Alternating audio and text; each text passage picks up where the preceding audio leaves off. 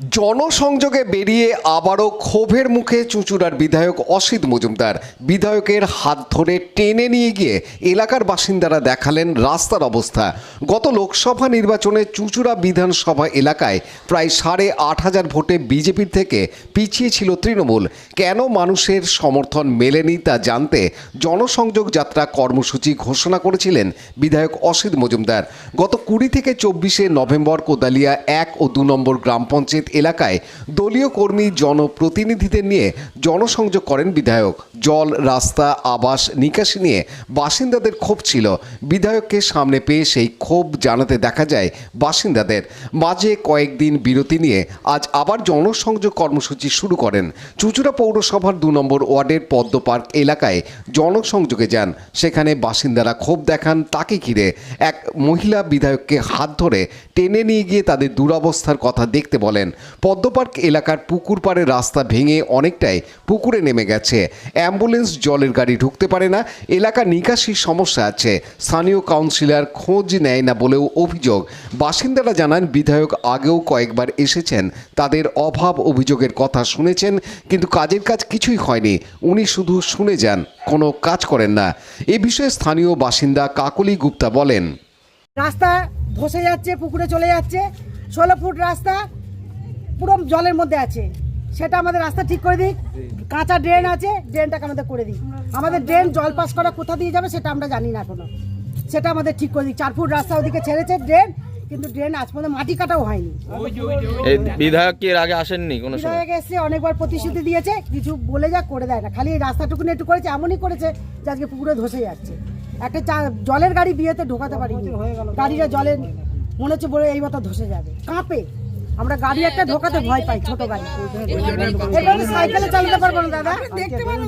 এখন কি বললেন বিধায়ক? বিধায়ক বলে হবে, করবে, কিন্তু আমরা মিটিং মিছিলে সবাই পাড়াতে যাই। আমাদের এই পাড়াতে দাদাই যেতে, আমরা সবাই ভোট দিই ওনাকে, কিন্তু আজ পর্যন্ত কিছু কাউন্সিলর কোনো কাজ করে না। এই যে পেয়েছে, শুধু একটুখানি রাস্তা পেয়েছে, তার এখন ধসের মুখে আছে। এখন শুধু ধসের মুখে আছে, যে রাস্তাটা করে দিয়ে ধসের মুখে আছে। একখানে 407 গাড়ি ঢুকলে আর ওইখানে দেখেন ওই পোস্টটা যদি পড়ে যায় আমার বাড়িটা পড়ে যাবে, এমনি ভাবে ভেঙে আছে। স্থানীয় বাসিন্দা রাজু পাল জানান, অভিনন্দন করে দেওয়ার দরকার। এই রাস্তাটা পুরো তলাটা পুরো ভেসে ফাঁকা হয়ে গেছে। যদি আমরা এইখানটা যদি ভেঙে পড়ে, ওইদিকেও রাস্তা আমাদের বন্ধ করে দিয়েছে, এদিক দিয়েও বন্ধ হয়ে যাবে, আমরা বেরোতেই পাবো না। মানে বিধায়ক কি এর আগে আসেন? অনেকবার 2-3 বার এসে মিটিং করে গেছে। আমাদের এই সামনে রাম ঠাকুরের মন্দির আছে, মন্দিরে এসে মিটিং করে গেছে। তারপরেও কোনো কাজ হয়নি? না, কোনো কাজ হয়নি। মন্দিরে আবার সামনে উৎসব আছে, উৎসবের আগে একটা না করলে এখান থেকে লোকজন যাওয়া আসাই বন্ধ হয়ে যাবে। ওই দেখুন না, কেউ কত বড় একটা বাম্পার করে এই মানে পুকুরটার জন্য রাস্তাটা ভেঙে যাচ্ছে না? হ্যাঁ হ্যাঁ, পুকুরটার জন্য তো রাস্তাটা পুরো তলা মাটি পুরো ফাঁকা হয়ে গেছে। পুকুরটা সংস্কারও হয়নি? না, ওই দেখুন না, বাম্পার করে পুরো রাস্তা ওইদিকে আমাদের। এখন কি বললেন বিধায়ককে? বিধায়ক তো এসেছিল আপনাদের এখানে। এইটাই জানানো হলো যে রাস্তাটা অবলম্বন করে দেওয়া দরকার, নাহলে আমাদের যাওয়া আসা রাস্তা বন্ধ হয়ে যেতে পারবে।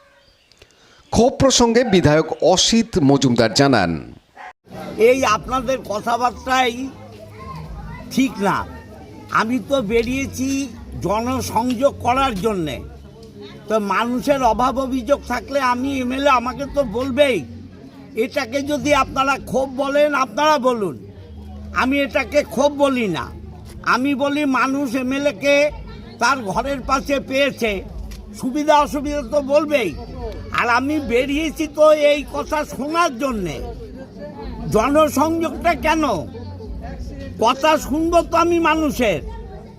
আমি যদি কথাই নাই শুনি তাহলে আমি জানবো কোত্থেকে? তারা বলছেন বারংবার আপনাকে জানিয়েছিলেন, কাউন্সিলরকে জানিয়েছিলেন ওই রাস্তা না করার জন্য। এই পদ্ম পার্কে কোনো রাস্তা ছিল? আমি এমএলএ হওয়ার পর পদ্ম পার্কে রাস্তা করেছি। যে পুকুর পাড় ভাঙতে বলছেন ওটাও তো আমার করে দেয়া, ও পুকুর পাড়ের রাস্তাও আমার করা। বা জল যদি খেয়ে নেয়, ওটা একটা ক্লাব ওই পুকুরটা দেখে। আমি গভর্নমেন্টের সাথে লিয়াজও করছি, ওটা ছোটখাটো কাজ নয়, বড় কাজ। এটা করতে হবে, ধৈর্য ধরতে হবে। আমি জল যদি খুলে ফেলি, 5টা বাড়ি যদি ধসে যায়, আমি পারবো তাদের বাড়ি করে দিতে? এই 2 নম্বর ওয়ার্ডেই একটা পুকুর ছেঁচড়ে যে একটা বাড়ি পড়ে গেছিল, আমি গীতাঞ্জলির টাকা দিয়ে তাদের বাড়ি করেছিলাম।